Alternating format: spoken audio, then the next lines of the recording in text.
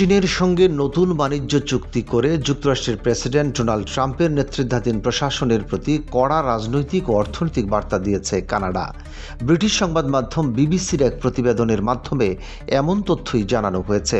প্রতিবেদনে বলা হয়, কানাডার প্রধানমন্ত্রী মার্ক কার্নি চীনা বৈদ্যুতিক গাড়ি বা ইভির উপর শুল্ক উল্লেখযোগ্যভাবে কমানোর ঘোষণা দেন। এর মাধ্যমে ওয়াশিংটনের সঙ্গে চলমান বাণিজ্য অনিশ্চয়তার মধ্যে বেইজিং কেন্দ্রিক কৌশলগত পুনর্বিন্যাসের ইঙ্গিত দেয় অটোয়া। নতুন চুক্তি স্বাক্ষরের পর প্রধানমন্ত্রী মার্ক কার্নি বলেন, বিশ্ব বদলে গেছে। এই চুক্তি নতুন বৈশ্বিক ব্যবস্থায় কানাডাকে শক্ত অবস্থানে রাখবে। পরে সামাজিক যোগাযোগ মাধ্যমে দেওয়া এক পোস্টে তিনি জানান, চীনের সঙ্গে কানাডার সম্পর্ক হবে কৌশলগত ও বাস্তব ভিত্তিক এবং এটি দৃঢ়ভাবে পুনর্গঠন করা হচ্ছে। তার মতে, ট্রাম্প প্রশাসনের অধীনে ওয়াশিংটনের তুলনায় বেইজিংয়ের সঙ্গে সম্পর্ক এখন বেশি গুরুত্বপূর্ণ হয়ে উঠেছে।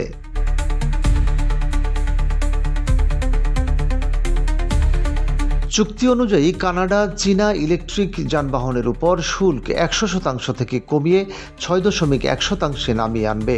এক্ষেত্রে বছরে 49,000 গাড়ির কোটা নির্ধারণ করা হয়েছে, যা ভবিষ্যতে বাড়তে পারে। বিনিময়ে চীন কানাডার ক্যানোলা ও সামুদ্রিক খাদ্য সহ বিভিন্ন কৃষি পণ্যের উপর আরোপিত শুল্ক হ্রাস ও প্রত্যাহার করবে। একই সঙ্গে কানাডীয় নাগরিকদের জন্য ভিসা বিধিনিষেধ শিথিল এবং কানাডার অটো শিল্পে চীনা বিনিয়োগ বাড়ানোর প্রতিশ্রুতি দেওয়া হয়েছে। তবে এই সিদ্ধান্ত ঘিরে কানাডার অভ্যন্তরে মিশ্র প্রতিক্রিয়া দেখা দিয়েছে।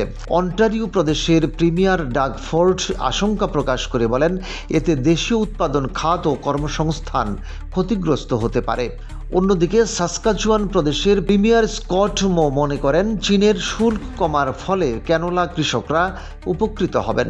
বিশেষজ্ঞদের মতে, শুল্ক কমানোর ফলে কানাডার ইভি বাজারে চীনা ব্র্যান্ডগুলোর অংশীদারিত্ব 10% পর্যন্ত পৌঁছাতে পারে, যা টেসলার মতো যুক্তরাষ্ট্রভিত্তিক কোম্পানির সঙ্গে প্রতিযোগিতা বাড়াবে।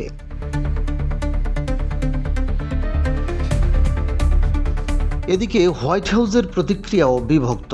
যুক্তরাষ্ট্রের বাণিজ্য প্রতিনিধি জেমিসন গ্রিয়ার চুক্তিটিকে সমস্যাজনক বলে মন্তব্য করলেও প্রেসিডেন্ট ট্রাম্প একে ইতিবাচক হিসেবেই দেখছেন।